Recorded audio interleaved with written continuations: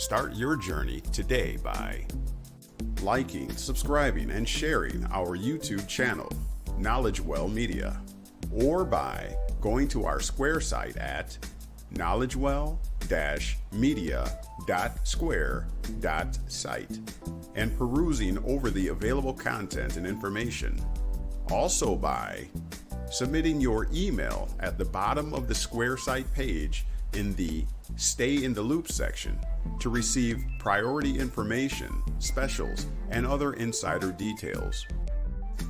Or by signing up for a 1-hour consultation to tailor your specific educational needs in beginning your journey.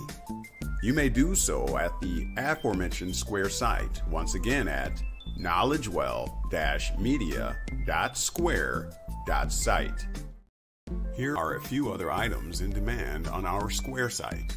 The Person Defined series, a 9-part video lecture series, comprehensively outlining the scheme to artfully deceive mankind into trading away his birthright, his natural liberties, and inherent rights. Pre-orders for The Yellow Bricks of Emerald, the first edition, offered presently as an ebook only. This book comprehensively uncovers the legal schemes, past, present, and future, of the elite powers and the U.S., subjecting American citizens to servitude and allegiance due to their own ignorance. The Knowledge Well Video Lecture Series Trust Course, a comprehensive lecture series educating on the history, effects, and administration of the wealth-preserving, asset-protecting, private commercial entity known as a trust. Plus, we have our very own template and instructions to help you set up yours. And, coming soon, our apparel and product store for all things Knowledge Well, including shirts, hats, jackets, cups, bumper stickers, and more. For all this and much, much more, as well as for any questions or comments, email to knowledgewell4u@gmail.com or go to our Square site at knowledgewell-media.square.site. And now, you've been made free. What are you going to do with it?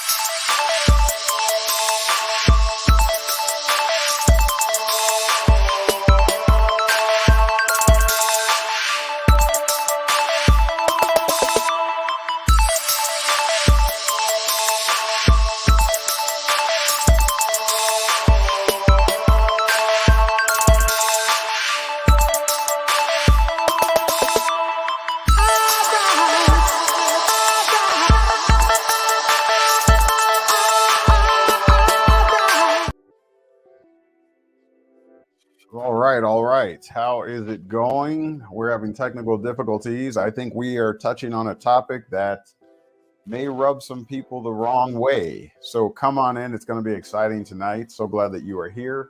We'll try to get through this. We are going to get this information out, whether you like it or not. Whoever may be interfering with the signals, we're going to get this information out. So glad that you are here. Happy October the 18th of 2023. Very interesting and thought-provoking topic today. We're going to do a little history diving to uncover some of the things that have been laid out, but not necessarily explained. All right, so we're going to explain those topics tonight. So let's get some business out of the way. People are slow to trickle on in here, but I assure you, you don't want to necessarily miss what we are going to be discussing tonight. All right, we're all about disseminating information. We're all about doing away with the misconceptions and the erroneous application of processes that, quite frankly, make no sense in law. They do not have a legally protectable interest. And so it is our job here at Knowledge Well Media to clear the air. And that's what we are going to do. So welcome, come on in. Make sure you hit that thumbs up button and show your appreciation. All right. Yeah, something is definitely going on in the ether. All right. And we are going to deal with that situation. Let's see. All right. So let me know how the sound is. If you got any problems with sound quality or audio quality, obviously, again, we're having glitches in the matrix, probably trying to cut me off at the pass with the information that we will be disclosing tonight to bring greater understanding and awareness. Interesting. Where is everybody? Come on in. I did give plenty of notice what the topic would be tonight, that we were going live tonight. It is 7:30 p.m. Well, it's actually 7:40 p.m. Central Standard Time. So let's get some business out of the way as people trickle on in here. You don't want to miss this topic. Let me see here. Yeah, it's crazy stuff happening right now. Everything's locked up. I am monitoring the feed on my phone, on my cell phone right here, and it is just buffering. It doesn't want to let anything out. So do me a favor, and if you got friends in high places, tell them, give them a call and say, let the people go. Let the people learn. All right, let me see if I can fix this here. One moment. Interesting.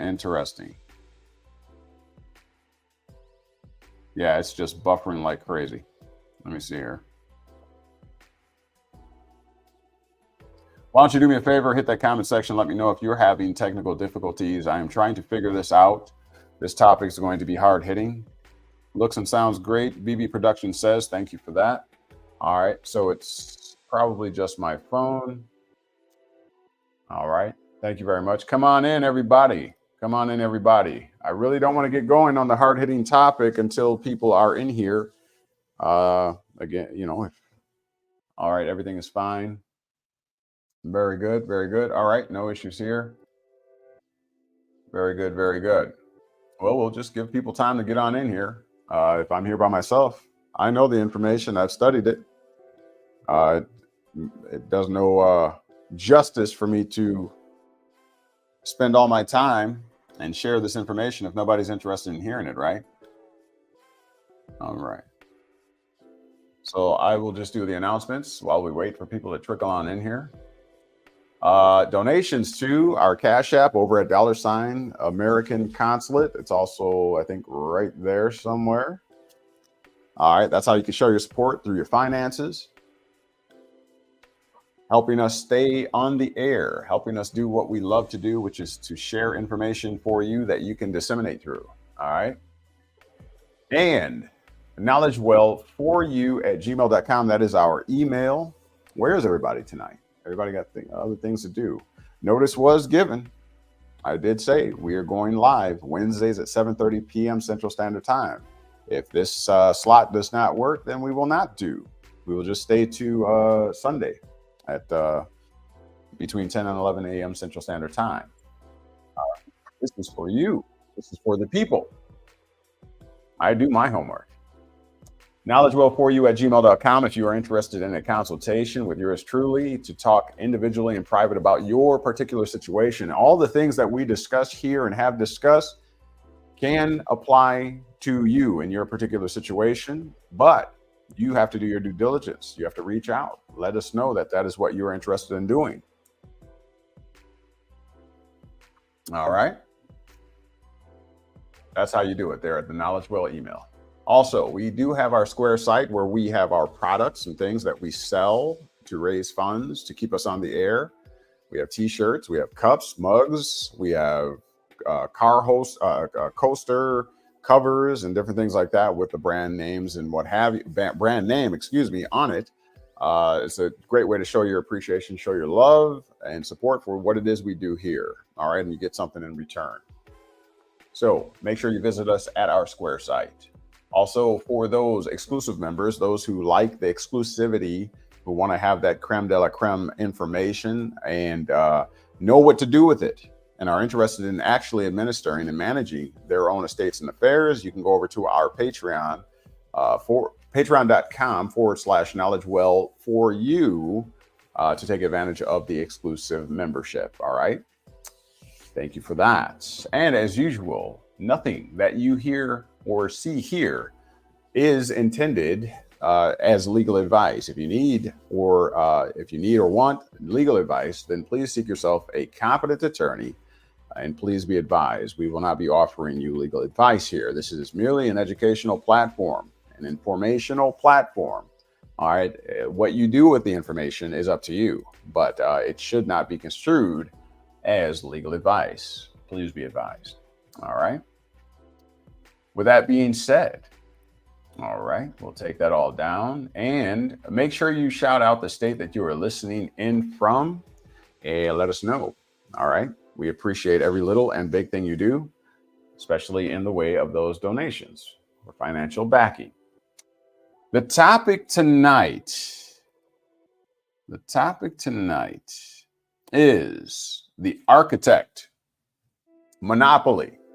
What do I mean by the architect? The one that designed the structure in theory, on paper, had a plan. We're going to be discussing that today in the way of monopoly. Monopoly. We're going to be defining it. We're going to tell you some history behind it. And we're going to let you know how that applies or has been applying to your very existence here in the legal order. All right. That's what the topic is tonight. So strap in, hold on tight. It's going to be exciting. All right. But if no one's coming in, then we'll just make it a very short night. And yeah. All right. Make sure you hit that thumbs up button again as you come on in. I'll get going. I'll get started. If nobody participates, whatever, then I will just mosey on about my way on my Wednesday evening. This is extended to you for your purpose, for your benefit. I would hope that you take advantage of it. All right. I would hope that you take advantage of it. All right, let's do away with the music in the background and let's get started here. Comments section. Let's see who's all here. Anybody shouting out their state, where they're hailing from? If you are listening or watching this on replay, make sure that you shout out as well. All right. It still works the same way. Just hit the comment section. Let me know that you are listening, that you are supporting, that you appreciate the information. All right. That's the only way I'm going to continue to do it. All right. If you don't, then that's fine too. No problem. All right. Shout out where you're hailing from, where you're listening from. Who's all here? Who's all here? All right. Let me check this and check that and check this. Very good. All right. Come on in. Come on in. Come on in. It's going to be very interesting. The architect. We're talking about monopoly tonight. Monopoly. Shout out your state. Come on. Shout out your state. I want to see who's all watching, where we're watching from, where you're listening from before we get going here. Let me know that you value this information. Let's get it cracking. Where are all my supporters at? It's going to be an exciting time. It's going to be an exciting time.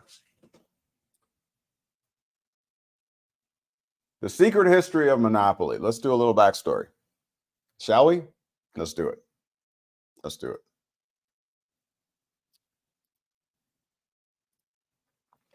Let's do it. All right.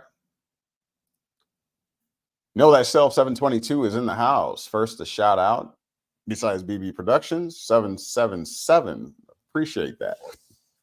Philadelphia, Pennsylvania. Shouting out. Thank you for being here. Awesome. Thank you. Well, let's get going. Let's get going. Let's get going.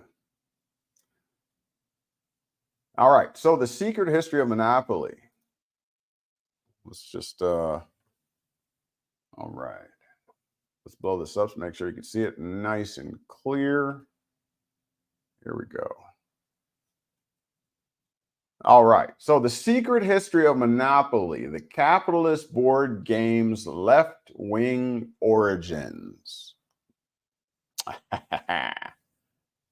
In 1903, a left-wing feminist called Lizzie Magie patented the board game that we now know as Monopoly. All right. Testing 1, 2. But she never gets the credit. Now a new book aims to put that right. Where's the rest of it? That right. Okay. I guess that's a period there. And here's a picture of Lizzie Magie, the inventor of what was first called the landlord's game, which we now know as Monopoly, in 1936. There's the photography. There's the original game, allegedly. Let's go. One night in late 1932, a Philadelphia businessman named Charles Todd and his wife, Olive, introduced their friends, Charles and Esther Darrow, to a real estate board game they had recently learned. As the two couples sat around the board, enthusiastically rolling the dice, buying up properties and moving their tokens around, the Todds were pleased to note that the Darrows liked the game. Terry Camp is in the house. Thank you for shouting out. What state you're listening from? Why don't you let us know? Terry Camp, so good to see you. So glad that you are here. Thank you for your faithfulness. One thing I did want to type in here real fast. Hold on, because I don't want to forget it. Because once we get rolling, you know how it goes. Give me 1 minute.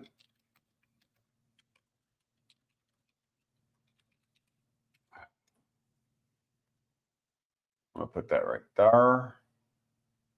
And let's get back to it. All right. In fact, they were so taken with it, meaning the game of Monopoly, that Charles Todd made them a set of their own and began teaching them some of the more advanced rules. The game didn't have an official name. It wasn't sold in a box, but passed from friend to friend.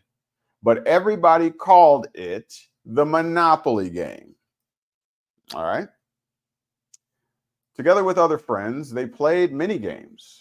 One day, despite all his exposure to the game, Darrow, who was unemployed and desperate for money to support his family, asked Charles Todd for a written copy of the rules. Todd was slightly perplexed, and he had never written them up, nor did it appear that written rules existed elsewhere. In fact, the rules to the game had been invented in, wouldn't you know it, Washington, D.C., the District of Columbia, the seat of the U.S. government, in 1903 by a bold progressive woman named Elizabeth Maggie. But her place in the game's folk history was lost for decades and ceded to the man who had picked it up at his friend's house, that being Charles Darrow. Today, Maggie's story can be told in full, but even though much of the story has been around for 40 years, the Charles Darrow myth persists as an inspirational parable of American innovation, thanks in no small part to Monopoly's publisher and the man himself. Okay? After he sold a version of the game to Parker Brothers, and it became a phenomenal success. Can you imagine why?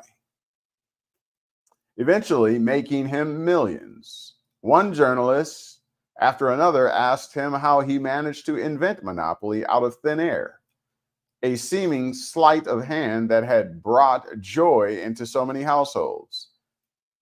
Quote, "It's a freak," unquote, Darrell told the Germantown Bulletin, a Philadelphia paper.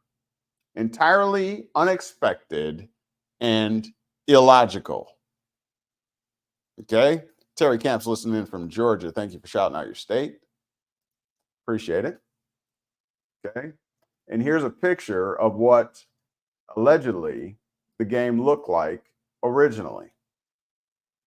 I'm sure there is a lot to find if you take some time. Okay? Even, the flat earthers might get off on this part right here. I don't know if you can see my mouse, the top right corner of the board. You see? You see the globe or whatever with the ring around the outside? Yeah, I'm sure flat earthers have a good time with that.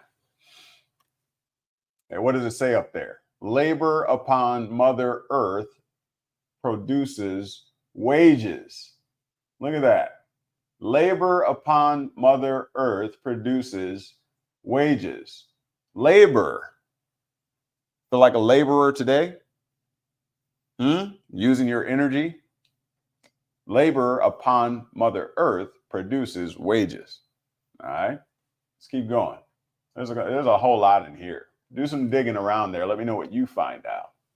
Okay. Says, what is this? I'm not even sure what this is.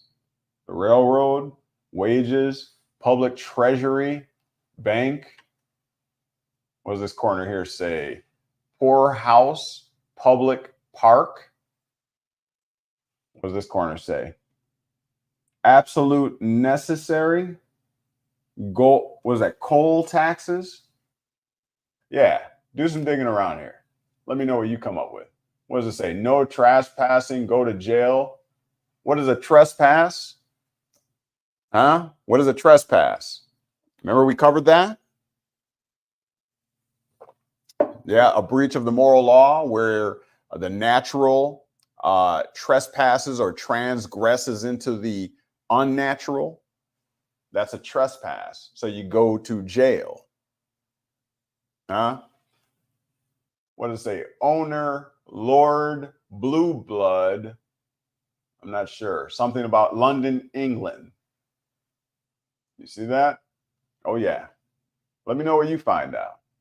Okay. This is Maggie's original board design for the landlord's game. Okay. Which is now called the Monopoly board. She patented in 1903. This is a photograph from the United States Patent and Trademark Office. Yeah, this is the original. How you like that? Flat Earth there with the ring around the outside. All right, let's go on. To Elizabeth Maggie, known to her friends as Lizzie, the problems of the new century were so vast, the income inequality so massive, and the monopolists so mighty that it seemed impossible that an unknown woman working as a stenographer stood a chance at easing society's ills with something as trivial as a board game. But she had to try. Okay? Listen, there's a couple things in there. Okay. First of all, remember, this is 1903. Okay. Remember that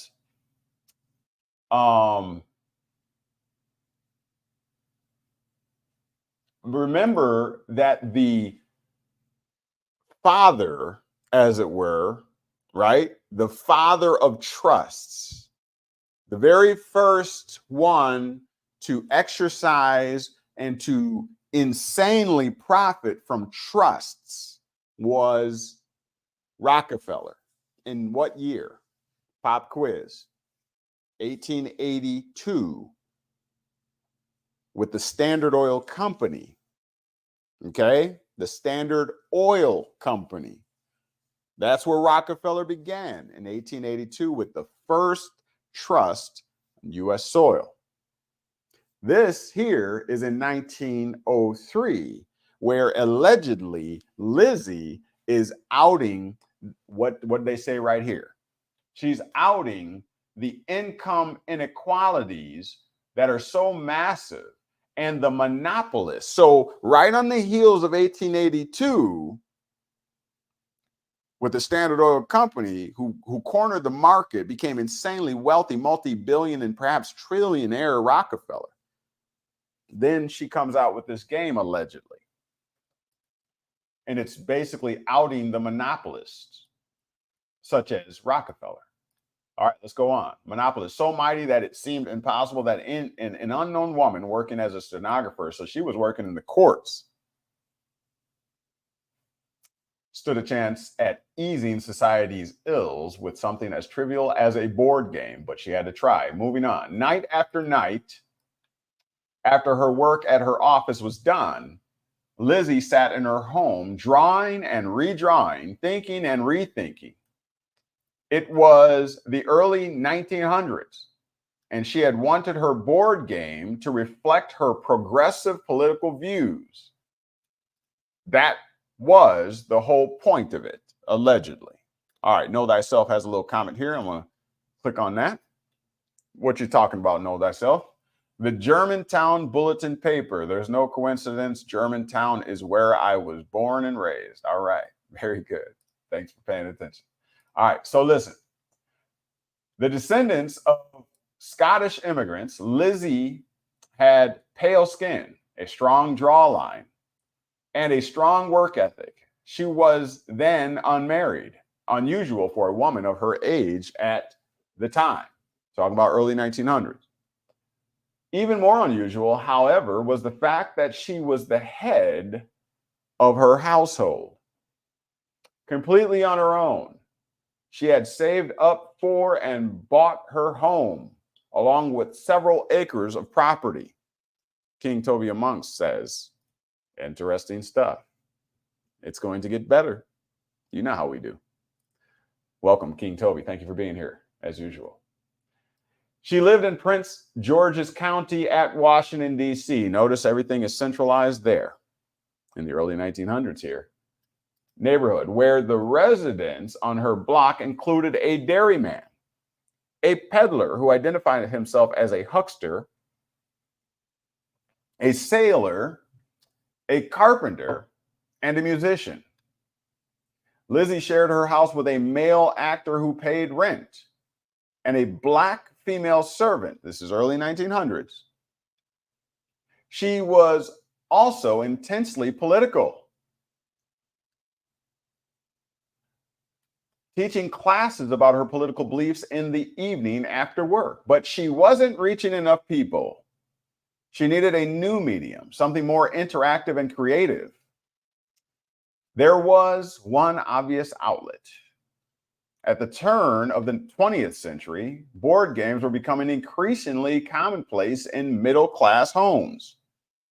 In addition, more and more investors were discovering that the games were not just a pastime, but also a means of communication. And so Lizzie set to work. She began speaking in public about a new concept of hers, which she called the landlord's game. Quote, it is a practical demonstration of the present system of what? Land grabbing with all its usual outcomes and consequences.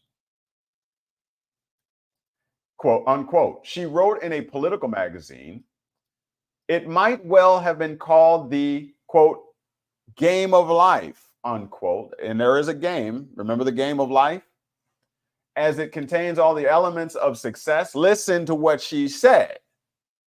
I told you the family needs to have family nights again and start playing this game. Look at what she is saying that the game has. It contains all the elements of success and failure in the real world. In other words, if you ain't playing Monopoly, then you are not cognizant and are legally incompetent when it pertains to the elements of success and failure in the real world. I admonish you all.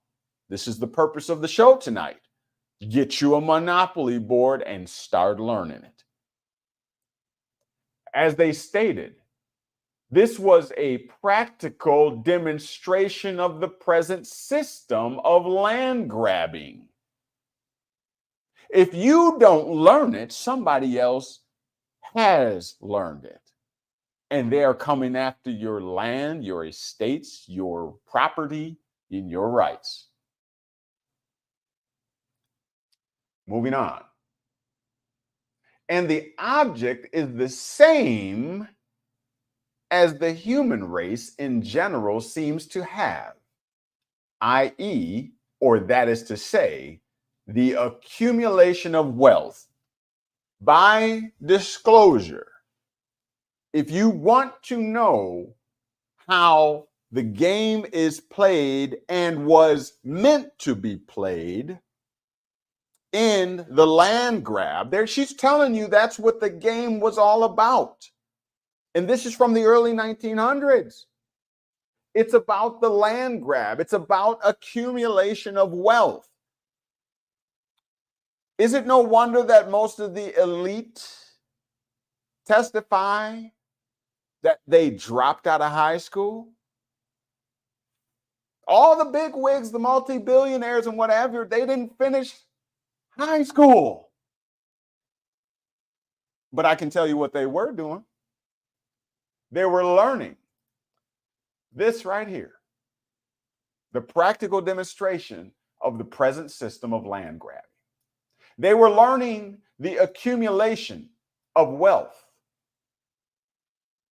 While you were subject to the public school education, they checked out and got to playing the board game Monopoly. The world is a stage. Let's keep going. Oh, you know this is going to get gravy. It's going to get great. Stick around. So Lizzie's game, here's a picture of one of the earlier ones. Look at that. Look at that. Can you see that? Labor upon Mother Earth. Production or produces wages.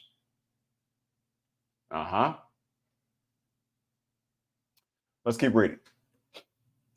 Lizzie's game featured play money. Oh, can you say fiat currency?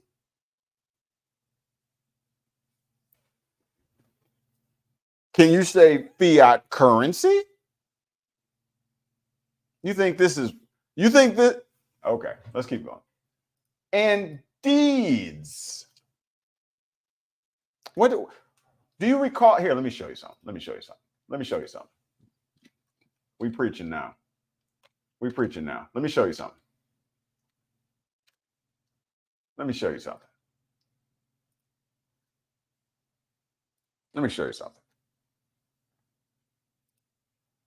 Yeah, they said deeds. Let me show you something. Come on now. What is the legal name? Here's the Social Security Administration website. King Tovia Monks, you always on with me, ain't you? Look, we right here. We right here. Look what King Tovia Monks said. This is crazy talk about synchronicity. I was just reading an article on silver dollar certificates. All right, my man. I love it. Hey, perhaps you need to co-host with me. If we in sync like that, you need to co-host with me. We'll talk about that later. Listen, they said, what did they say? Look, Lizzie's game, talking about Monopoly. Lizzie's game featured play money, that's fiat currency, and deeds and properties that could be bought and sold. Now look what the SSA for Social Security Administration's POMS manual says. We've gone over this many a times when it's discussing the legal name. And it tells you what a legal name is. It consists of a first name and last name. Those are legal terminologies. They do not mean what you think they mean. For you were given naturally, under natural law, a given name and family name, after which you obtained, through incorporation into the United States and the state in which you reside, you obtained what's known as a legal name. And the legal name is the name used to do what? Sign legal documents. There it is. Deeds or contracts. Let's get back to Maggie or Lizzie. So Lizzie's game, let me get back. See, it doesn't switch with me. I wish they upgrade.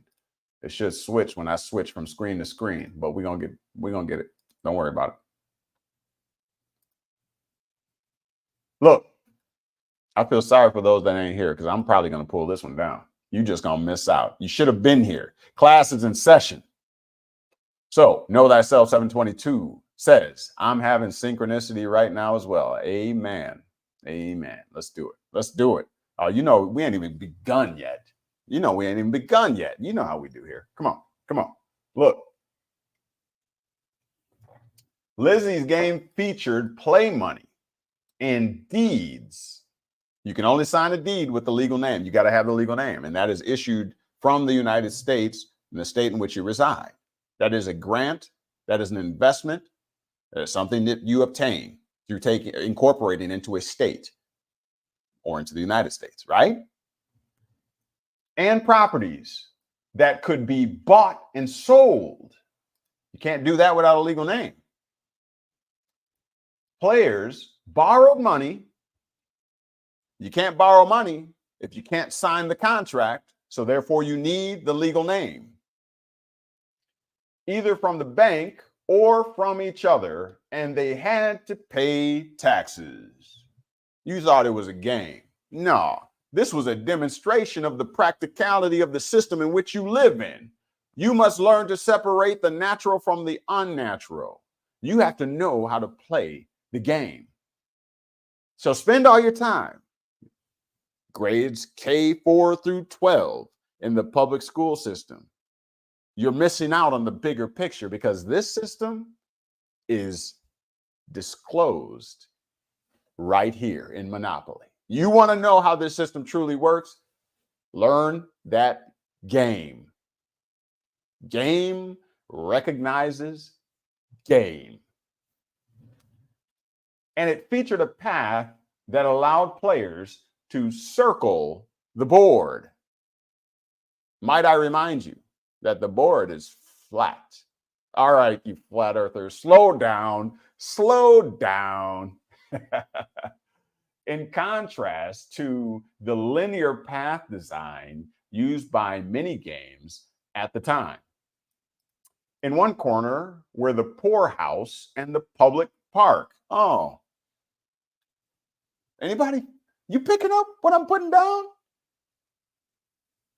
Whenever you're dealing with the public, look, you're dealing with the corner of the poorhouse because the government derives its just powers from the consent of the governed.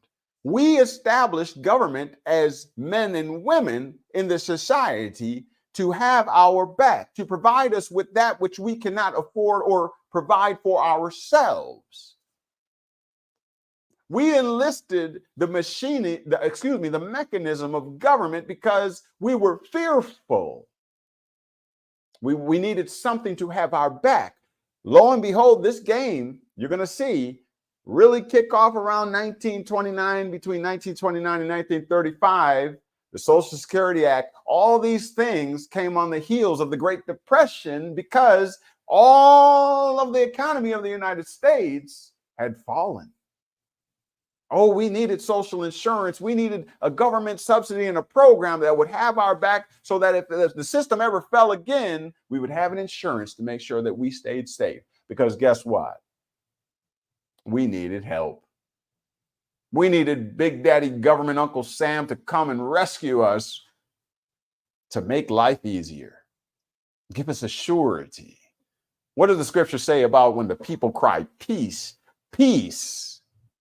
Then shall come sudden destruction. In other words, the louder and the longer you cry for government, something outside of yourself, I don't care if it's Christianity, whatever you call for outside of yourself, you give yourself over to that power.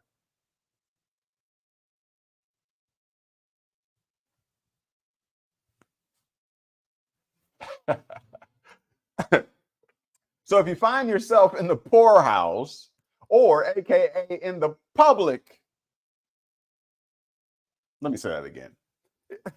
If you find yourself in the poorhouse, or AKA in the public, most likely you're not managing and administering your own affairs. Therefore, the public trust becomes necessary. That's where the poor folk are. The poor folk are in the public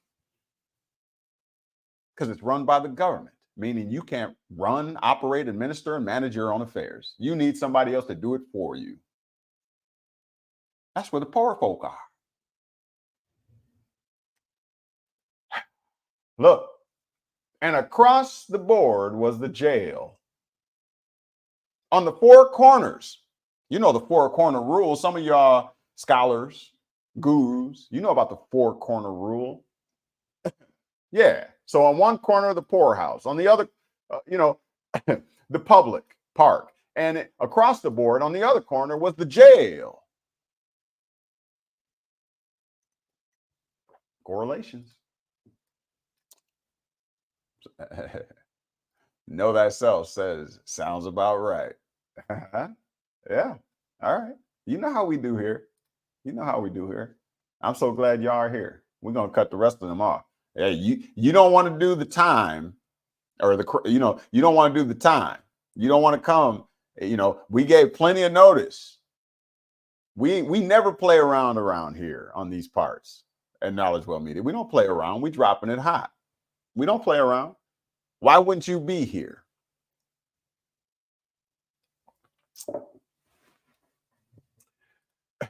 Another corner contained an image of the globe. Oh.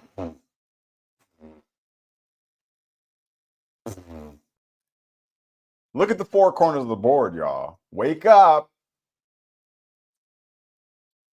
And an homage to Lizzie's political hero, the economist Henry George, whose ideas about putting the burden of taxation on wealthy landlords inspired the game.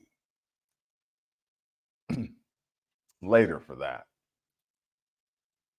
Labor upon Mother Earth produces wages.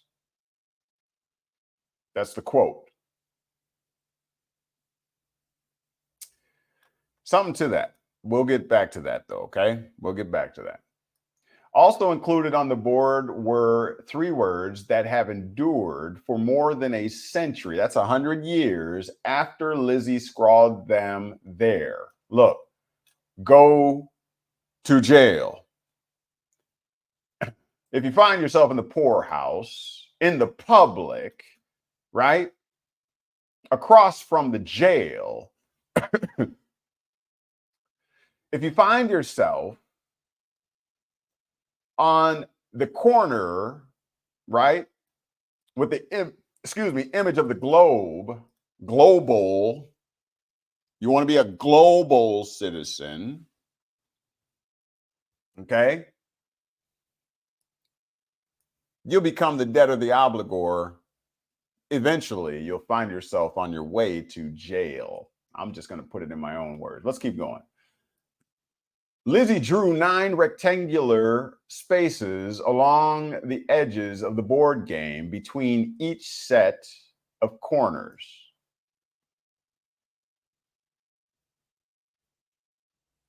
I know 9 times 4 is 36. That's 3 sixes. No, wait. Yeah, that's 3 sixes. 3 sixes. You picking up what I'm putting down? I don't know. I'm just having fun with it. Let's see if we can let me see something. In other words, what they said is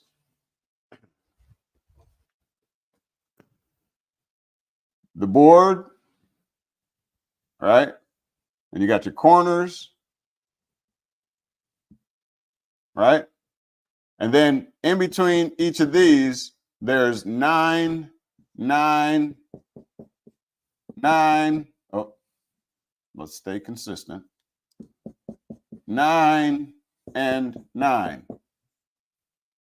9 plus 9 plus 9 plus 9 equals 3 sixes. Are you picking up what I'm putting down? Y'all better get with me. Y'all better get with me. 3 sixes. All right, enough of that. Let's get back to it. Y'all better get with me.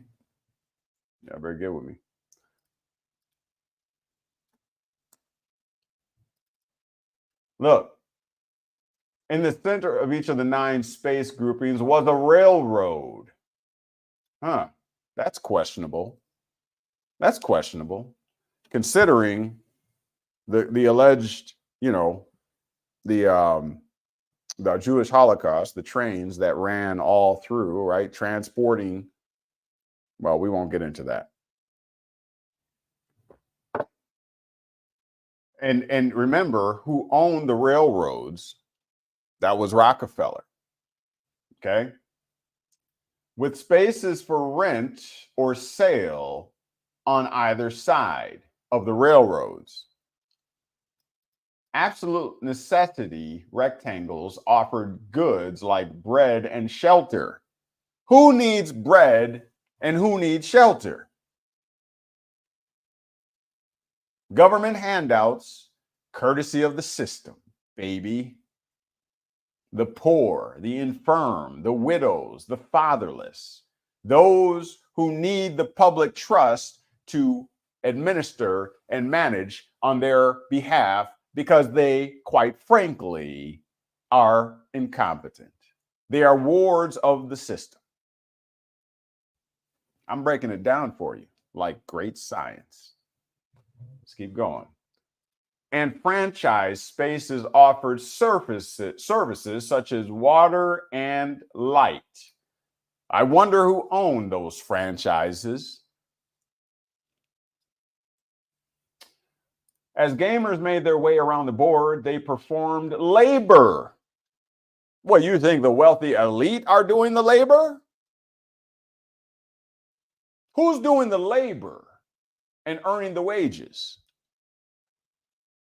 Every time players pass the Mother Earth space,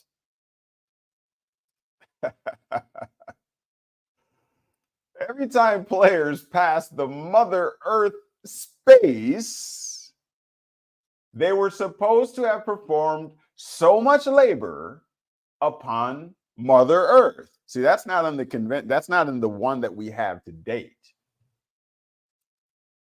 They received 100 in wages.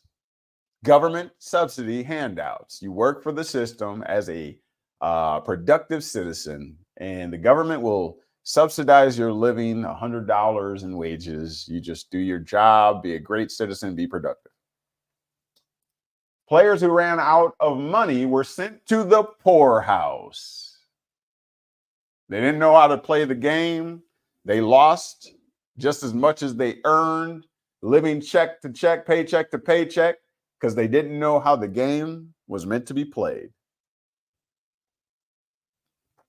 Can I get an amen? Where is everybody? Missing out on this good stuff here.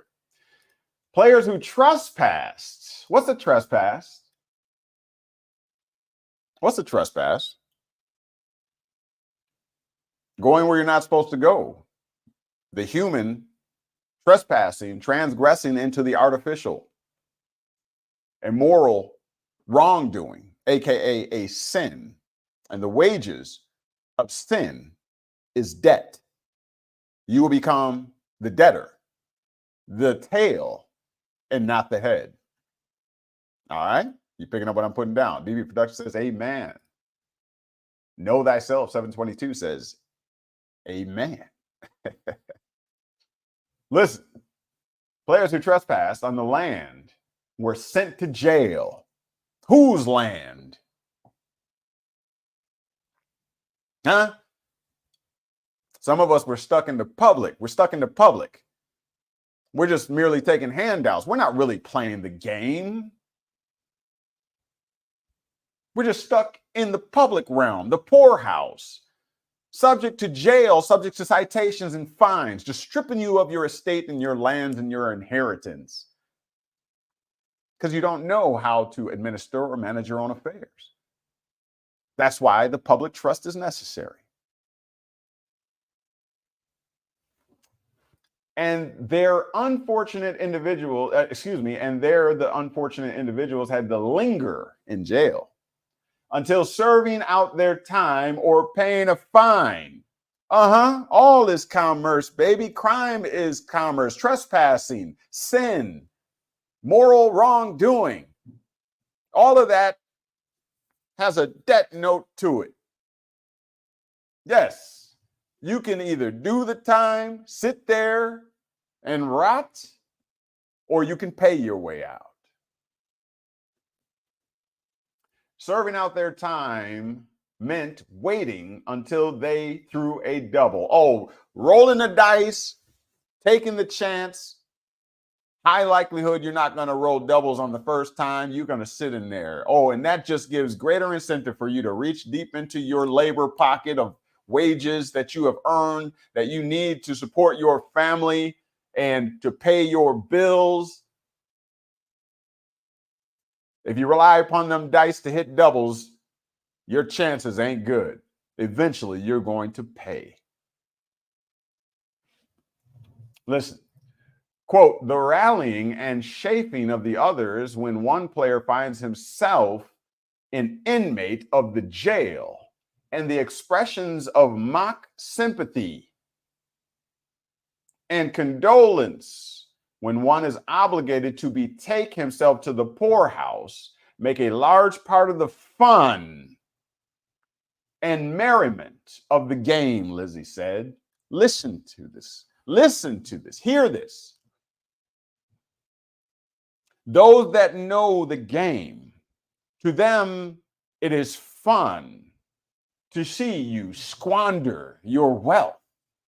It is fun to them. They mock and they do false expressions of sympathy and act as if they are sad for you and your loss.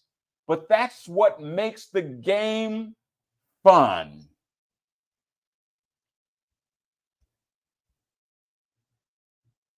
I don't know about you, but I don't like being laughed at my misfortune. That means what? That I better learn this game.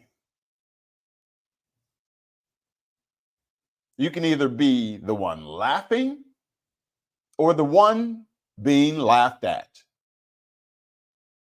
Because when it comes down to it, how you feel about it doesn't truly matter. Because this is monopoly. The United States is a capitalist system, as captured by Lizzie. The demonstration is before you. You make the choice. From its inception, the landlord's game, aka Monopoly, aim to seize on the natural human instinct to compete. That's what it's for.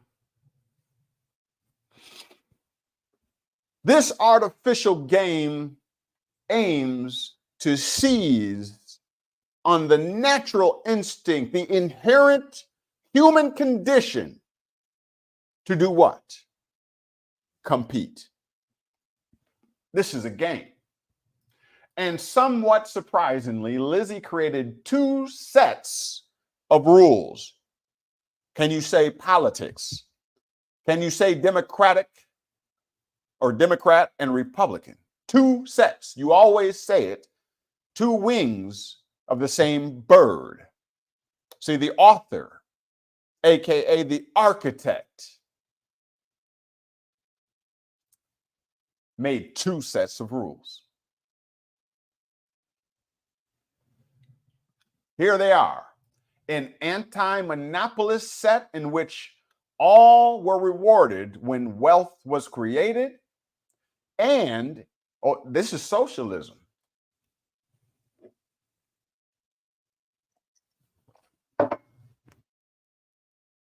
Everybody gets a participation trophy. Does that sound a lot like America today? Huh? Everybody wins. Socialism. Bernie Sanders. That's one set of rules that she created for this monopoly system, this landlord's game, as they call it. The other was a monopolistic set in which the goal was to create monopolies and crush the opponents. Are you feeling crushed today?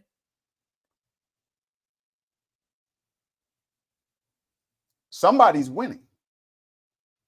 Somebody's winning at all times. Why can't it be you? Why can it be you and your family? Who's laughing at you? Learn the game. We're going to teach you how. Her vision was an embrace of dualism and contained a contradiction within itself. There's your confusion. There's your confusion. You feeling confused today? Why can't I have what they have? Why am I always on the bottom? Why do I work 50 hours a week just to basically pay my bills and I have nothing left? Testifying to the fact that you don't know how to play the game. But you will soon. I got you. Listen, a tension trying to be resolved between opposing philosophies. Democrat, Republican, Democrat, Republican. You see that? There's a tension there, which I contend will never be resolved as long as this system is extant. As long as it's in existence, it's not going to be resolved because this is the game. You're looking at the game.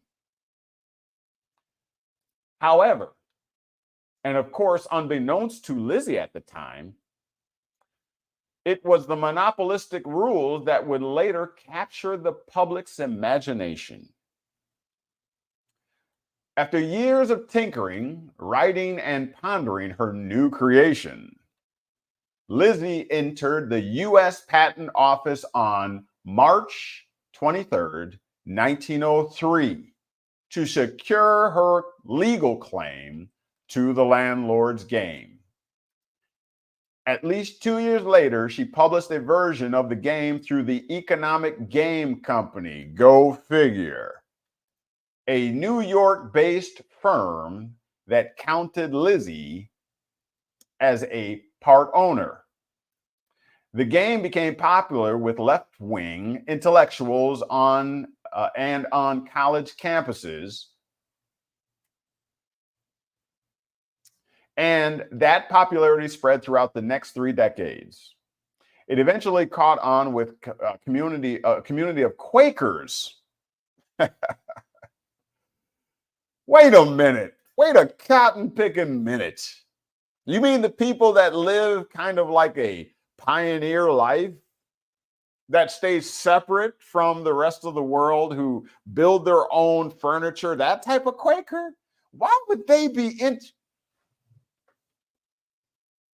in Atlantic City? Who customized it with the names of local neighborhoods, and from there it found its way to Charles Darrow. Okay, I wonder, is that Russ Darrow? You know Russ Darrow, the car maker or the car sales company, whatever. That might be worth some investigation. Anyways, in total, the game that Darrow brought to Parker Brothers, and there's research that needs to be done there. Help me out, y'all. Do some research into the Parker Brothers. Let's figure this thing out. We still only got 5 viewers. Ain't that nothing? Huh? How many stations out there talking about some real relevant information like this? Huh? But that's okay. You're here. Listen, the game that Darrow brought to Parker Brothers has now sold hundreds of millions of copies worldwide. Worldwide. Wait, I thought this was just the United States running this type of game on, the system and all that kind of. Oh no, this is worldwide. And he received royalties throughout his life. Lizzie was paid by Parker Brothers too. When the game started to take off in the mid-1930s, after the Great Depression, after the economy fell, once the Social Security Act and the Social Security Administration was born, that's when the game started to take off. See, people were disenfranchised with the system. They were so scared on the heels of the Great Depression that now they checked out of reality and what was really going on, and they started playing a board game, and it was insanely successful. You see? They checked out of the real world, engaged in the real world, actually being the ones who consented to government, and they started letting the government run things, and they sat home and played Monopoly. But guess what? While playing the game, they didn't correlate it to the actual society, the actual economy. So they didn't get the gravity of what they had. You know, that full disclosure thing that the movies show you the real truth, and you just entertained watching it, eating your popcorn, getting fat, drinking your soda, eating your Zoom Zooms and Wham Whams, and you're just watching a movie. You're not taking what you're supposed to get from that movie.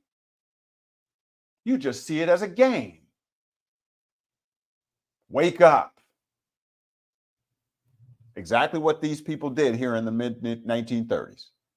They put the answer right in their freaking laps after the Great Depression. And instead of learning that game and applying it in the economy, in their current paradigm at the time, they looked at it merely as a game and lost the whole relevance. And the wealthy elite placed the answer, the remedy, right in their lap. The same thing that they're doing to you today. Listen, the company bought up the rights to other related games to preserve its territory. That's called cornering the market.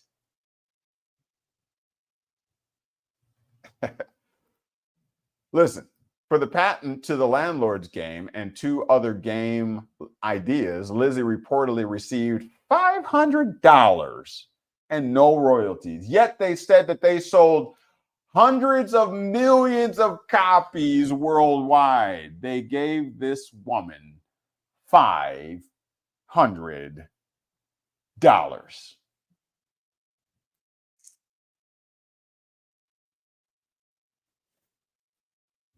And no royalties.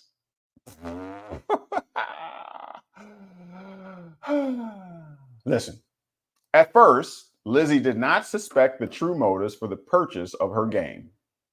When a prototype of Parker Brothers' version of the landlord's game, which is now Monopoly, arrived at her home in Arlington, she was delighted.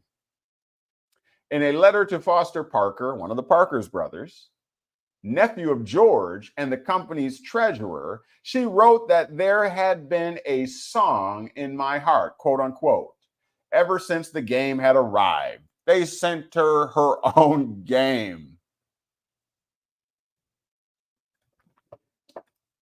Someday, quote, someday I hope, she went on, you will publish other games of mine, but I don't think any one of them will be as much trouble to you or as important to me as this one. And I'm sure I wouldn't make so much fuss over them, unquote. Yeah, she knew what she had. Eventually, though, the truth dawned on her and she became publicly angry. Oh, I bet you did. I bet you did become publicly angry. In January of 1936, the Social Security Act was, I believe, 1935. Check me on that to make sure I'm correct. She gave interviews to the Washington Post and the Washington Evening Star. In a picture accompanying the Evening Star piece, she held up game boards from the landlord's game and another game that had the word Monopoly written across its center 4 times in bold black letters. On the table in front of her was the now familiar, quote unquote, Darrow board, fresh out of the Parker Brothers box. The image of Lizzie painted by the reporter couldn't have been clearer. She was angry, hurt, and in search of revenge against the company that she felt had stolen her now best-selling idea. Can you say capitalism? See, you didn't know the game. You thought you were playing. You thought you were a player in the game. But you don't understand capitalism in its truest form, do you? No, she didn't. You wrote the game on it, and you still didn't get it. Is there a lesson in here somewhere for everybody? Is there a lesson in here? Even though you wrote the game, even though you have the invention, even though you started the business, somebody else knows it better than you, and they will capitalize on it if you don't know what it is that you have. Thank you for that confirmation. Know Thyself 722 says correct. The 1935 Social Security Act. Thank you. I'm still sharp. Appreciate it. Thank you for that confirmation. Listen, Parker Brothers might have the right to her 1924 patented landlord's game, but they didn't tell the story of her game invention dating back to 1904. You see, the history. These capitalists, if you don't know the history, that's all I'm going to say on that. You know where I'm going with that. Or that the game had been in the public domain for decades. She had invented the game and she could prove it. The Evening Star reporter wrote that Lizzie's game, quote, did not get the popular hold it has today. It took Charles B. Darrow, a Philadelphia engineer, who retrieved the game from the oblivion of the patent office and dressed it up a bit to get it going. Last August, a large firm manufacturing games took over his improvements. In November, Miss Phillips, Maggie, who had by now married, sold the company her patent rights, giving up your estates, giving up your inheritance, because you don't realize the value. Lesson learned? Huh? How did the states come along? The states came along because the people gave up their estates in public trust, consented to the government running things because you didn't know how to administer and manage your own affairs. So estate became the states, the E being sucked away. All right. Quote, it went over with a bang, but not for Miss Phillips. Probably, if one counts the lawyers, printers, and patent office fees used up in developing it, the game has cost her more than she made from it, unquote. As she told the Washington Post in a story that ran the same day, quote, "There is nothing new under the sun," unquote. It was to little avail. Much to Lizzie's dismay, the other two games that she invented for Parker Brothers, called Kingsmen and Bargain Day. Kingsmen. That sounds familiar. Isn't that a movie that we now watch? All of this is relevant, people. We just have to wake up and see it. They've been telling us the whole time. Kingsmen received little publicity and faded into board game obscurity. The newer Parker Brothers version of the Landlord's game appeared to have done so as well. And so did Lizzie Maggie. Look, she died in 1948. A widow with no children, whose obituary and headstone made no mention of her game invention. I'll be doggone. Some of that's happened to us today. Because if you don't know about your estates, you don't know how to claim your lands and estates and your heritage, and you don't know your history and all that kind of stuff, the same thing's happening to you. When you die and have nothing to pass on, or you don't believe you have anything to pass on, that stuff gets escheated to the state through a sheet. It's called a process called a sheetment. Some of you got money sitting right now at the Treasury and don't even know it because you don't know to look. I know last time I looked, I had about 80, I think, 60 to 80 bucks at the Treasury, unclaimed, sitting there. I wonder how much you got. You better check. One of her last jobs was at the U.S. Office of Education. Go figure. A teacher or a part of the U.S. Office of Education and didn't know diddly squat about how to play the game. Where her colleagues knew her only as an elderly typist who talked about inventing games. Ain't that a shame? As Charles Darrow reaped the rewards of the game's success, Lizzie Maggie's role in the invention of Monopoly remained obscure. But in 1973, Ralph Ansbach, I think that is, a left-wing academic who was under legal attack from Parker Brothers over his creation of an anti-Monopoly game, learned her story as he researched his case, seeking to undermine the company's hold on the intellectual property. The case lasted a decade, but in the end, Ansbach prevailed, in the process putting Maggie's vital role in the game's history beyond dispute, and building up an extraordinary archive of material which forms the backbone of this account.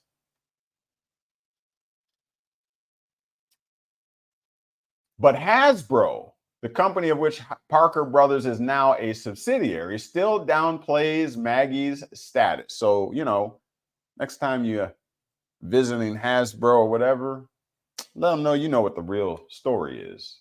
Responding to a request for comment with a terse statement. Quote, Hasbro credits the official Monopoly game produced and played today to Charles Darrow. They still don't want to give the woman her props. Because the history, we got to keep the history suppressed, lest we incite the people to really know what the game is about. This is a capitalist system. That's the way of the beast. And even in 2015, on Hasbro's website, a timeline of the game's history begins in 1935. They don't even want to go back to 1904 where it began. They don't want to tell the true history. Ain't that familiar? Over the years, the carefully worded corporate retelling have been most illuminating in what they don't mention. Lizzie, Maggie, the Quakers, the dozens, if not hundreds or thousands of early players, Ralph Anspach, and the anti-monopoly litigation, perhaps the care and keeping of secrets as well as truths can define us. And so the beloved Darrow legend lives on. It only makes sense. The Darrow myth is a, quote, nice, clean, well-structured example of the Eureka school of American industrial legend, unquote.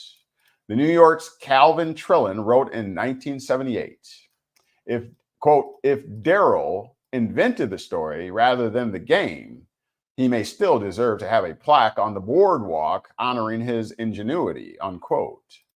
It's hard not to wonder how many other unearthed histories are still out there. Stories belonging to lost Lizzie Maggies who quietly chip away at creating pieces of the world. Their contributions so seamless that few of us ever stop to think about their origins. Commonly held beliefs don't always stand up to scrutiny, but perhaps the real question is why we cling to them in the first place, failing to question their veracity and ignoring contradicting realities once they surface. Okay? I think that is enough. Wait, well, we might as well finish this off right here. Above all, the monopoly case opens the question of who should get credit for an invention and how.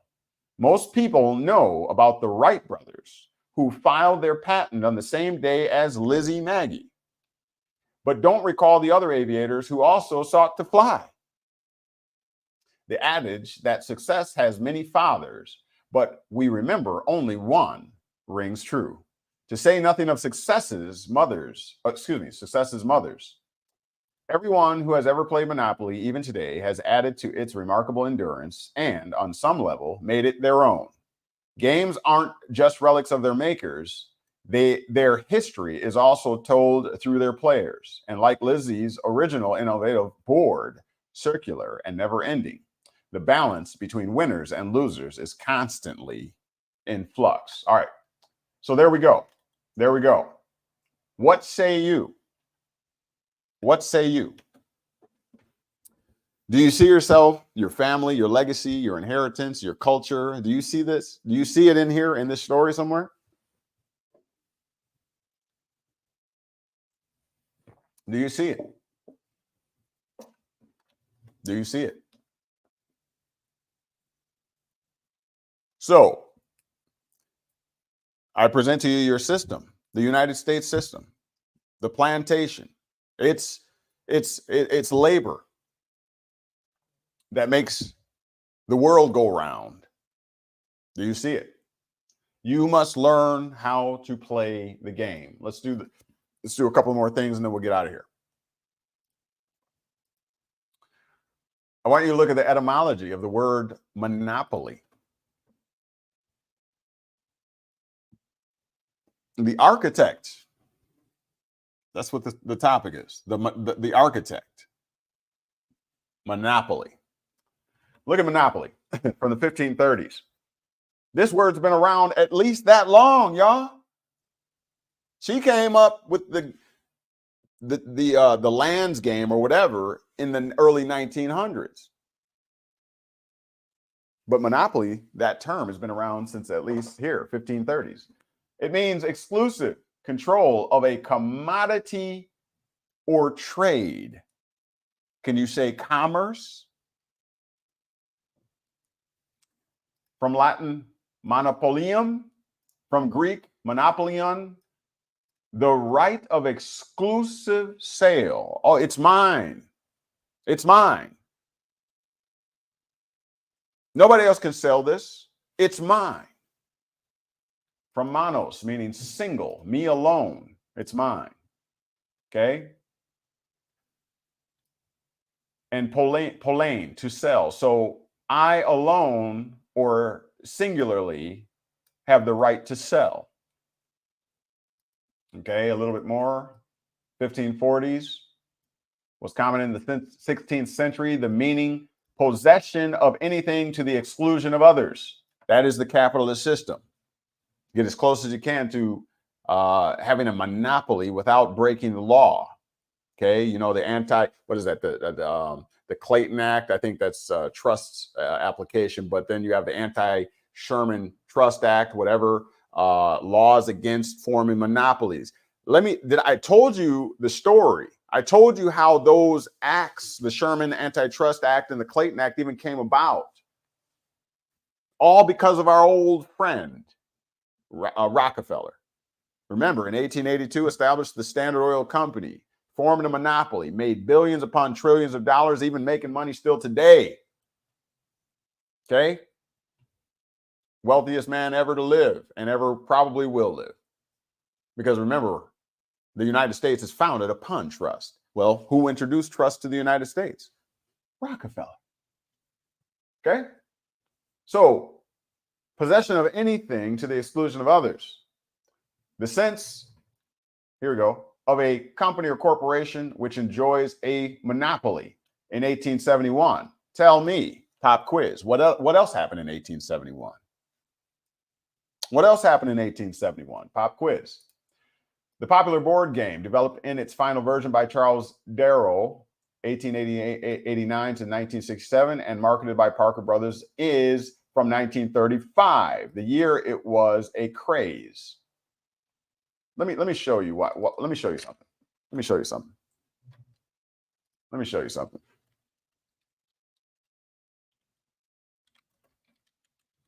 Let me show you why this is so very relevant and important for us to understand.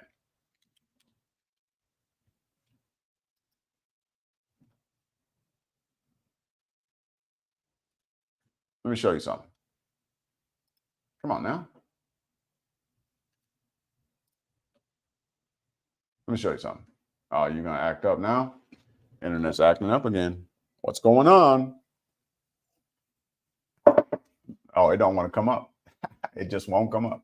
Let me try it again. Yeah, I'm on you. I'm on you. I'm on you. Let's see. Come on. Yeah, there you go. Come on. There you go. All right. Here we go. Watch this. Let me show you why this is so very important.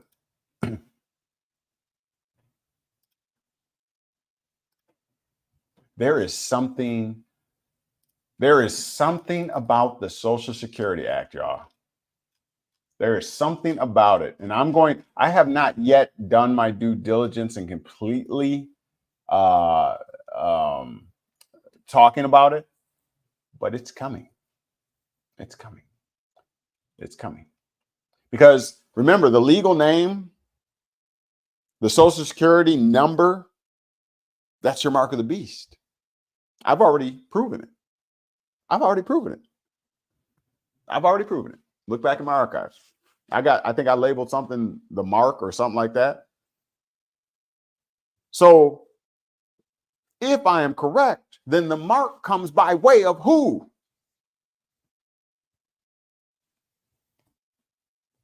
If I am correct, then who creates the mark?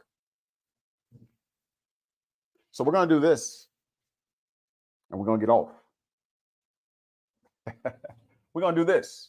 So let's just humor me. If I am correct that the Social Security number and the legal name in combination are in fact the mark spoken of in the scriptures, if I am correct, then we got to go back to the creators of that mark to understand the game. Huh? Monopoly came right here. The story I just read to you took all that time. It came right here. So watch this. Pre-Social Security period. What was happening before the mark was introduced? Look, all people throughout all of human history have faced the uncertainties brought on by unemployment. Can you say fear mongering? Illness? You may have cancer. If you are experiencing these forms of blah, blah, blah, blah, blah, you may need to talk to a doctor. Fear mongering. Disability. You better get disability insurance just in case something happens to you. Death. Oh, yeah. Don't need to talk about that. And old age. Nobody wants to get old because the connotation is that you'll fall apart, you'll be decrepit, you won't be worth anything to society. All fear-mongering tactics. In the realm of economics, these inevitable facets of life are said to be, can you say terrorism? Striking fear in the hearts and minds of the people, threats to one's economic security. Look, for the ancient Greeks, economic security took the form of amphorae of olive oil. Olive oil was a very nutritious and could be stored, for relatively long periods. To provide for themselves in times of need, the Greeks stockpile. There's your stackers. There's your survivalists. You know, the ones that packing backpacks and getting ready for the pending doom because of all the fear that is being propagated all over the place. Every time you turn on the news, you better be prepared. It's going to happen. You're going to run out of bread. You're going to run out of water, toilet paper. See, watch. So it causes stockpile. The Greeks were doing it. They were stockpiling olive oil. Why? Olive oil, and this was their form of economic security. Better hold a good one. Look, in medieval Europe, the feudal system was the basis of economic security, with the feudal lord responsible for the economic survival of the serfs working on the estate. The feudal lord had economic security as long as there was a steady supply of serfs. Can you say laborers? Can you say the economy is backed not by gold or silver anymore? It's now backed by your energy and the labor that you provide. So the feudal lords have economic security. The United States government has economic security as long as there's a steady supply of serfs. To work the estate. Can you say the plantation? Can you say the plantation? And the serfs had economic security. You, the citizen, has economic security as long as they were fit enough to provide their labor. Otherwise, you have to become subject to the Social Security system because you're no longer fit enough. You'll have long-term and short-term disability plans, 401ks, and what have you. During the Middle Ages, the idea of charity as a formal economic arrangement also appeared for the first time. So they set up charities and churches and whatever, just in case, for the infirm, the widow, you see, the fatherless. Let's keep going. We're running out of time. Family members and relatives have always felt some degree of responsibility to one another. And to the extent that the family had resources to draw upon, this was often a source of economic security, especially for the aged or the infirm. And land itself was an important form of economic security for those who owned it or who lived on farms. But guess what? Since you don't really own anything anymore and it's in the public trust, it's held in trust, you merely register that which you obtain. Doesn't really provide you economic security, does it? You don't own it. Moving on. These then are traditional sources of economic security. Here they are. Assets, labor, family, and charity. Here we go. I'm trying to move quickly here. I know I'm burning a lot of your time. The rise of formal systems of economic security. Here we go. As societies grew in economic and social complexity, and as isolated farms gave way to cities and villages. Yeah, displaced farmers. Self-sustaining farmers, and replaced them with small cities, smart cities, towns, little, town centers and what have you. There's no self-sustenance there. You're not self-sustaining. All these little town centers popping up, taking the place of farms. Yeah, picking up what I'm putting down? Here you go. Europe witnessed the development of formal organizations of various types that sought to protect the economic security of their members. Let me put it to you this way. If you were a farmer and you were self-sustaining, and then the bigwigs come in and buy it up, oust the farmers, and they become your economic security, meaning the bigwigs that move in on top of the farms, ousting out and kicking out the farmers. Are you picking up what I'm putting down? Capitalism, land grab. Probably the earliest of these organizations were guilds formed during the Middle Ages by merchants, English merchants, and craftsmen. Individuals who had a common trade or business banded together into mutual aid societies or guilds. Can you say large corporations joining together, making huge conglomerates? These guilds were regulated production and employment, these guilds regulated production and employment, and they also provided a range of benefits to their members, to their members. What is a citizen? A member of a political society, political community. We're getting into the formation of states. Listen, including financial help in times of poverty. Here comes your government, because the farmers who were self-sustaining and the families that you relied upon for your economical security, we moved away from that. And we started allowing huge guilds and corporations to take their place. Now you rely upon the kingpins for economic security and financial help in times of poverty or illness, and contributions to help defray the expense when a member died. Out of the tradition of the guilds emerged the friendly societies. You see, here it comes. Here comes the states, the governments, the political communities. You become a member, now you're incorporating in. This is big fascism. This is fascism leads to socialism or communism. I think it was Marxism or something like that. Don't quote me at it. Fact check. Check it out.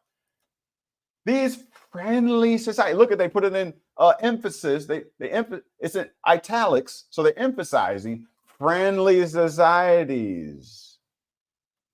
These organizations began appearing in England in the 16th century. Again, organized around a common trade or business. Let's just put, why are you playing around? Stop pussyfooting around. Just call it what it is. Look, this is what it is. Again, these friendly societies organized around commerce and trade.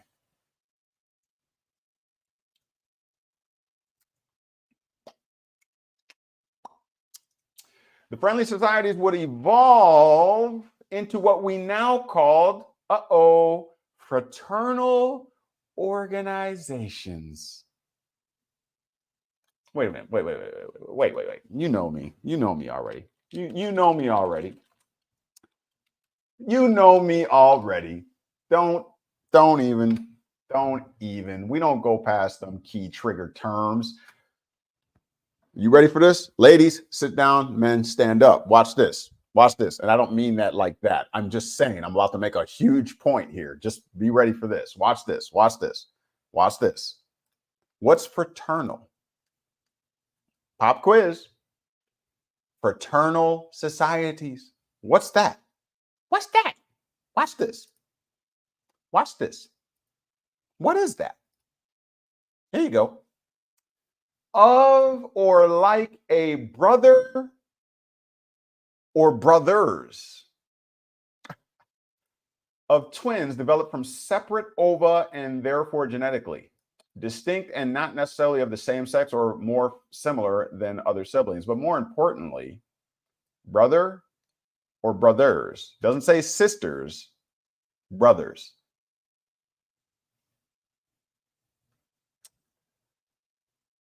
Let's see if they give us a friendly brother. What else? Involving brothers. Relating to brothers. Brotherly. Okay. Loose. But anyways, let's go back. I think you get the point. Let's go back. So, out of the tradition of the guilds emerged the friendly societies. These organizations began appearing in England in the 16th century, again organized around a common trade or business or commerce. The friendly societies would evolve into what we now call fraternal organizations and were the forerunners of modern trade unions. See, you sacrificed the families and all of those all of those conventional methods we used to use, charities, the church, your family was your economic security. We gave that up. And organizations stepped in. Commercial entities stepped in. In addition to the types of economic security provided by the guilds, the fraternal organizations and some trade unions would begin the practice of providing actuarially based life insurance to their members. The friendly societies and the fraternal organizations would grow dramatically following the Industrial Revolution. No kidding. By the beginning of the 19th century, here we go, we're getting home. Out of every 9 Englishmen belonged to one of these organizations' brotherhoods.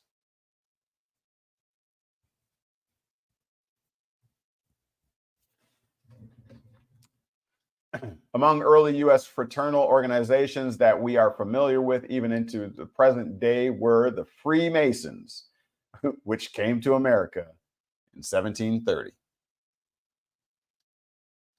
The Oddfellows, Benevolent and Protective Order of Elks, 1868, Loyal Order of Moose, 1888, and the Fraternal Order of the Eagles, 1898.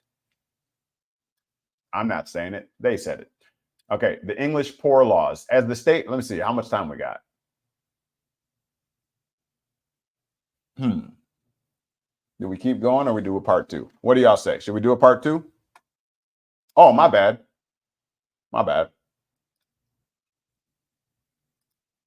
Do we do a part 2? Should we do a part 2? Y'all ready to go to sleep? Should we do a part 2?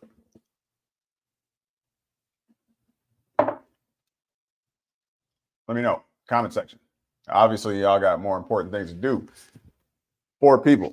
This is banger information. We started with Lizzie and the game of Monopoly. We are disclosing the architect. But if it ain't that interesting, I mean, I will simply research and study it myself. Let me know. Y'all want me to stop? We can do a part 2. Know that self says 777 fire. This is what it's all about. We're delving into the Social Security system. Okay. Awakened Pennsylvanian says, let's do a part 2. All right. 777. Thank you for those 777s. I appreciate that immensely. It's catching on. Those t-shirts are coming. If you have not already, make sure you get your order in. So we will do a part 2. Oh, Awaken. Well, I thought you said do a part 2. You said don't stop.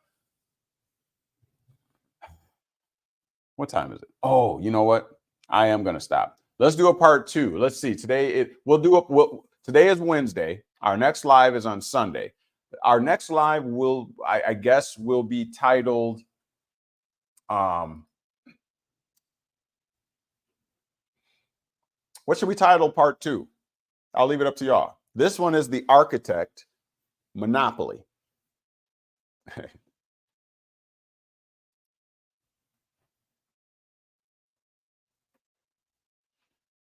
What should we call part 2?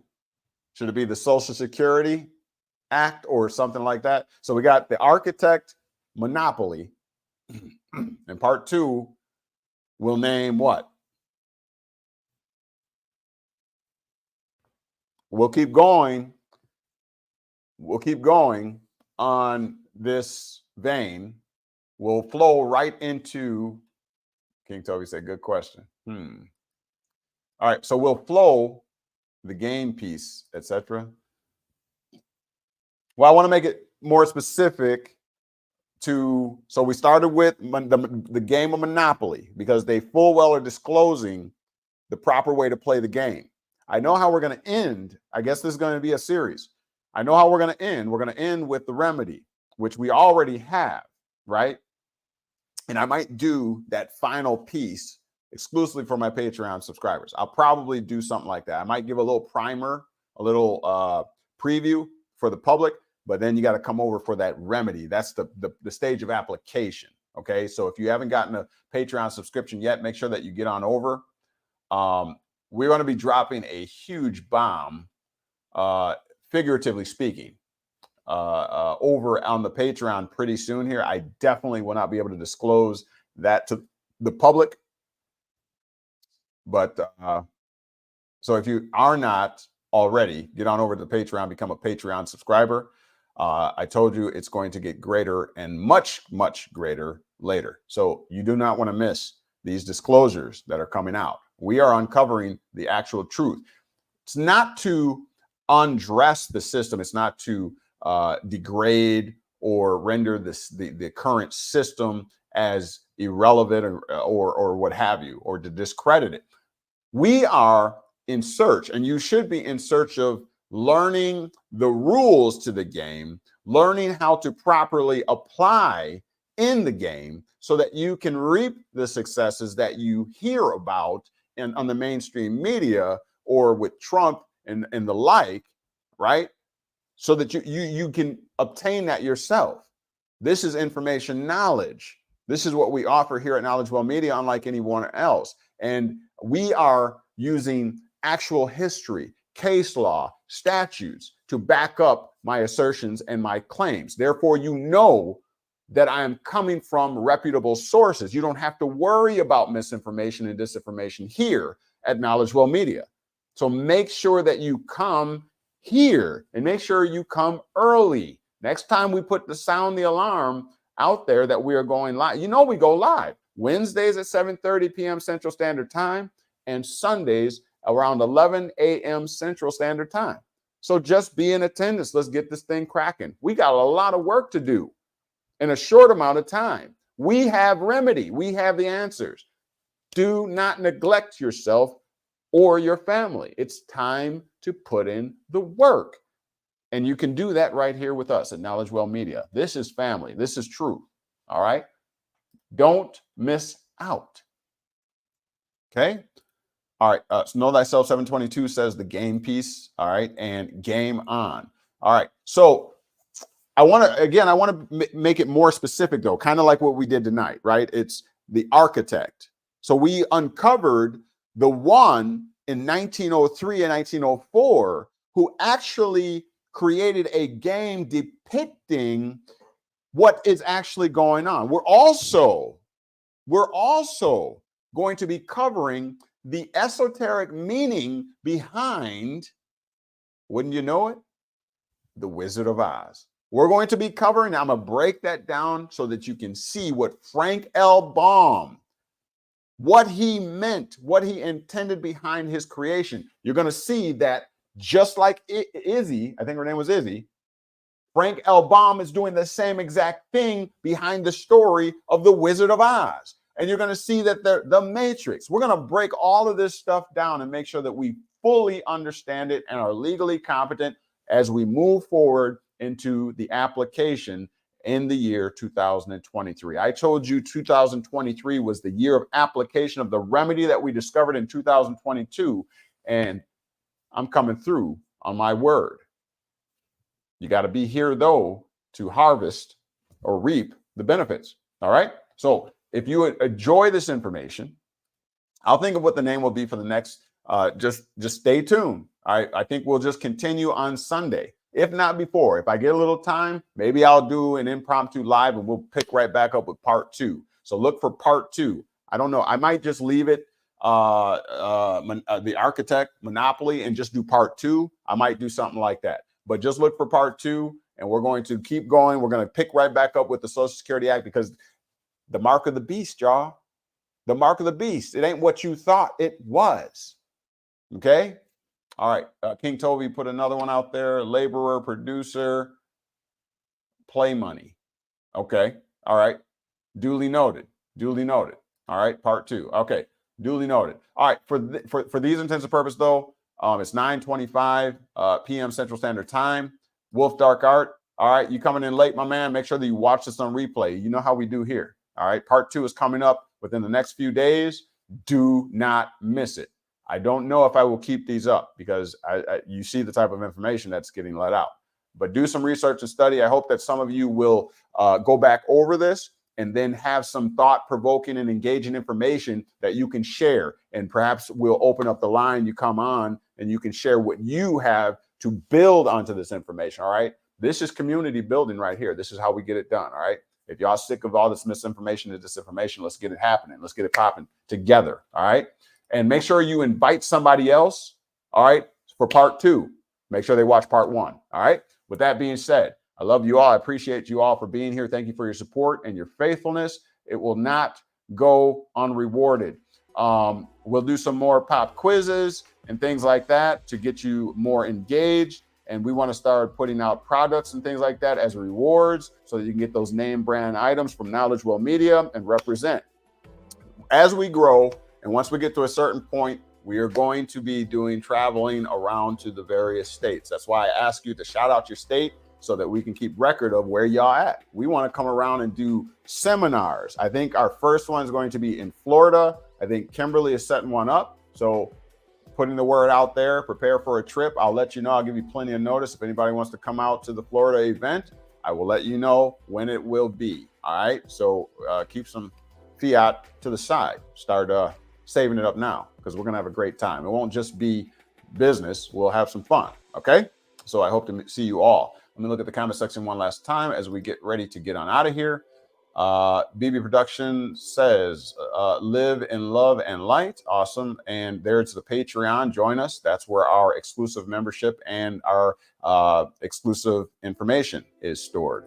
Awaken Pennsylvania. All right, Pennsylvania. I love to come to Pennsylvania. We go there, you know, well, I think I don't know. We've been going there. I forgot when the last time we were there, but I was there not too long ago. We used to go to like Shamokin, Pennsylvania. We got family out there. But so hopefully I'll let you know next time we're in that neck of the woods as well. Okay. But okay. So Know Thyself 722 going to send you an email. Okay. I'll be looking for it. Please use the email. We are community. We are, we go to Pennsylvania every 2 to 3 years. Yeah. Family out there.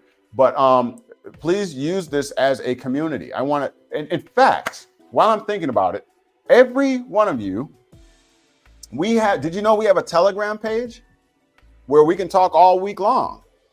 Yeah, you didn't know that? BB Productions, would you put our Telegram name or what have you in the comment section? Yeah, everybody join us over at, I think it's Knowledge Well University on Telegram. If you're on Telegram, that way you can communicate with me every day of the week if you so choose. It's called Knowledge Well University. Knowledge Well University over at our Telegram. Everybody go over there and join if you're on the Telegram, or download the Telegram app on your phone and join us over there. All right, you don't have to wait till Wednesday or Sunday. We can talk all during the week. You got an interesting topic, you want to share a picture, a video, or something like that, or a topic that you would like for us to conversate about here on the lives, there you go. Do it. All right, Knowledge Well University on the Telegram. Join us over there. All right. Again, thank you all. I'm just about out of breath, ready to wrap it up for the night. What else do I got to say? Oh, and don't forget, show your love and your support through donations right there. All right, at the Cash App, $, American consulate. All right. No amount is too small and no amount is too big. $1 shows your appreciation. We have gotten 0 donations. 0. The only ones that are supporting me right now are my Patreon subscribers. So it'd be nice. You know, it builds morale. It makes you feel good about what you do when you work hard and you do hard research. So please donate. Thank you very much.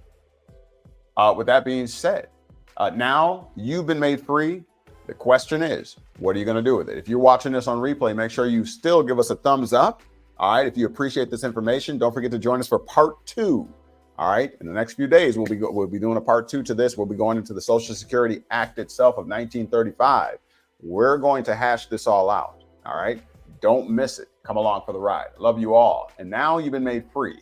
The question is, what are you going to do with it? We will see you right back here. Same bat station, same bat channel. Knowledge Well Media. Love you all.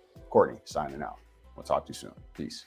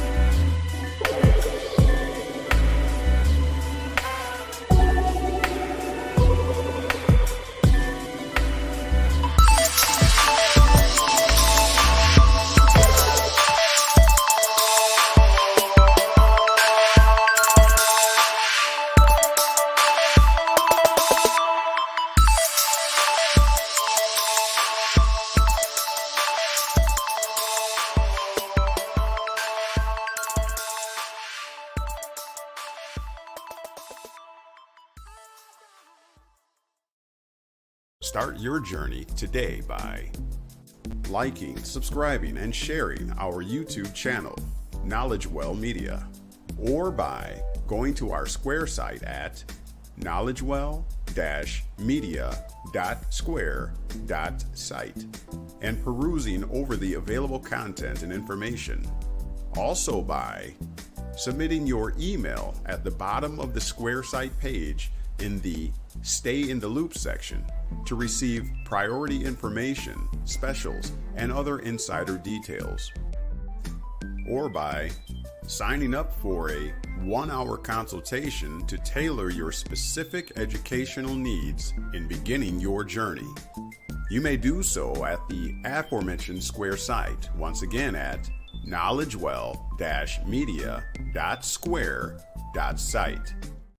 Here are a few other items in demand on our Square site. The Person Defined series, a 9-part video lecture series, comprehensively outlining the scheme to artfully deceive mankind into trading away his birthright, his natural liberties, and inherent rights. Pre-orders for The Yellow Bricks of Emerald, the first edition, offered presently as an ebook only. This book comprehensively uncovers the legal schemes, past, present, and future, of the elite powers and the U.S., subjecting American citizens to servitude and allegiance due to their own ignorance. The Knowledge Well Video Lecture Series Trust Course, a comprehensive lecture series educating on the history, effects, and administration of the wealth-preserving, asset-protecting, private commercial entity known as a trust. Plus, we have our very own template and instructions to help you set up yours. And coming soon, our apparel and product store for all things KnowledgeWell, including shirts, hats, jackets, cups, bumper stickers, and more. For all this and much, much more, as well as for any questions or comments, email to knowledgewell4u@gmail.com or go to our Square site at knowledgewell-media.square.site. And now, you've been made free. What are you going to do with it?